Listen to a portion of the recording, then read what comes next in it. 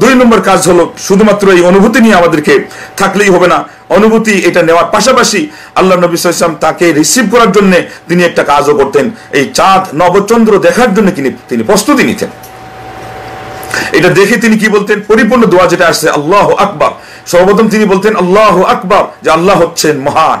তারপরে বলতেন আল্লাহুম্মা আহিল্লাহু আলাইনা বিল আমনি ওয়াল ঈমান ওয়াস সালামাতি ওয়াল ইসলাম ওয়াত তাওফীক লিমা তুহিব্বু ওয়া তারদা রব্বুনা ওয়া রাব্বুকাল্লাহ। হে আল্লাহ, তুমি আমাদের উপরে এই চাঁদটাকে উদিত করো নিরাপত্তার সাথে, ঈমানের সাথে এবং শান্তির সাথে এবং ইসলাম এর অনুশাসন মানার তৌফিক মানার সাথে, এবং তুমি যা পছন্দ করো, যা তোমার সন্তুষ্টির কাজ, সেগুলো তৌফিক দানের সাথে। আপনি সুস্থ থাকবেন, আপনার মানসিক প্রস্তুতি থাকবে, আপনার আমলে এনার্জি থাকবে, আপনি মনোযোগ সহকারে খুশু সহকারে ইবাদতগুলো পারফরমেন্স করবেন। এগুলো হলো তৌফিক আল্লাহর পক্ষ থেকে, এগুলো আপনি চাচ্ছেন।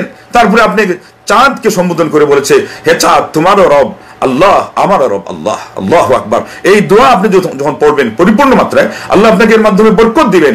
আপনি এর মাধ্যমে নিজে মানসিক একটা শক্তিও পাবেন যে আমি আল্লাহর রবের সাথে এই একটা সম্পর্ক জড়িয়ে দিয়েছি, মাহে রমজানকে আমি কিভাবে বরণ করে নিব সেই জন্য। অতএব পরবর্তী পর্যায়গুলোতে, পরবর্তী স্টেপগুলোতে আপনি আল্লাহ রাব্বুল আলামিনের পক্ষ থেকে সাহায্য পেতে থাকবেন। প্রসঙ্গত উল্লেখ্য যে আমরা যদি ভুল পন্থায় কোনো জিনিস করি, তাহলে তার একটা রিয়েকশনও ভুল পন্থায় হয়। আপনি ভালো কাজ করবেন, তার রিফ্লেকশন হবে সুন্দরভাবে। এটার মধ্যে আপনার কি থাকবে, সৌন্দর্যতা থাকবে, পরিপূর্ণতা থাকবে, নৈপুণ্যতা থাকবে। আমি নিজেই একবার দেখেছি, এক সময় নবচাঁদ দেখার জন্য একজন বৃদ্ধ এবং তার সাথে আরো কয়েকজন বালক একমত হয়েছে। কেউ প্রাচীর চড়ে সেখানে আরোহণ করেছে, তো কেউ বা একটা পাথরের উপরে দাঁড়িয়েছে, কেউ তার পাশের একজনের আপনার ঘাড়ে ভর করে সে উপরে উঠেছে। ওরাও খুব খুশি, সমস্যা নেই, তাও আমরা চাঁদ দেখবো, সবাই মিলে আমরা চাঁদ দেখবো। সবাই মিলে করি কাজ, হারি জিতি নাহিলাজ আছে না, তো সবাই আনন্দ উৎসব এর মতো করে এটাকে নিচ্ছে। কিন্তু নিতে গিয়ে কি করছে দেখেন, একটা রং পদ্ধতি। যখনই হঠাৎ করে চাঁদটা দেখা গেল, তো বাচ্চারা বলতেছে ওই যে দাদু, ওই যে দেখা যায় চাঁদ। আরেকজন বলছে চাচা, এই যে চাঁদ দেখা যায়।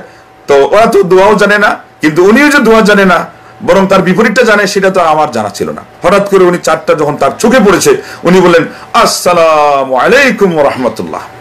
তো ওরাও হেসে ফেটে পড়লো, কেউ ওখান থেকে পড়েই গেল। ওদের হাসা দেখি উনিও হাসলেন। আমি আর মাঝখান থেকে তৃতীয় পক্ষ হিসাবে কি করব, অপলক নেত্রে তাকিয়ে থাকলাম যে এ কি হচ্ছে। তো এই জন্য আজকে ভুল ইনফরমেশন আমাদের সমাজে অনেক আছে। এখানে চাঁদকে সালাম দেওয়ার কি বাস, অথচ কেউ কেউ মনে করেন যে এটাই রীতি, এটাই নীতি।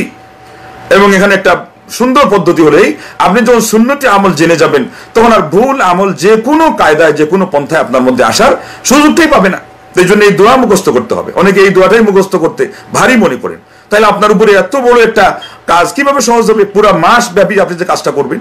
বরং আমি বলতে পারি এই দোয়াটা আপনি যদি অন্তর থেকে মন নিংড়ানো অনুভূতি নিয়ে আমার আল্লাহ রাব্বুল আলামিনের এই মেহমান এর একটা লক্ষণ দেখেছেন, নবচন্দ্র আল্লাহু আকবার আকাশে উদিত হয়েছে, আপনি মনে করবেন যে আমার ভাগ্যাকাশে যেন সৌভাগ্যের পায়রা আজকে উড্ডীয়মান হচ্ছে, আমার এখন জীবন থেকে গ্লানিগুলো মুছে যাবে, আমার আমল থেকে পাপগুলো ঝরে পড়বে, আমার আমলের মধ্যে পুণ্য সমৃদ্ধ হবে, আমি আল্লাহর সাথে আরো বেশি সম্পৃক্ত হব, আমার নিবিড় সম্পর্ক মহান রব্বুল আলামিনের সাথে, মাহবুদের সাথে এখন থেকে আরো সুন্দর ও নৈপুণ্যের সাথে এবং অত্যন্ত তীক্ষ্ণতার সাথে, অত্যন্ত নিরঙ্কুশ ভাবে আমি সেটাকে জড়িয়ে দিতে পারবো। আপনি সেজন্য আনন্দ এবং সেখানে খুশি হয়ে আপনি দোয়াটা অন্তত মুখস্থ করতে পারবেন।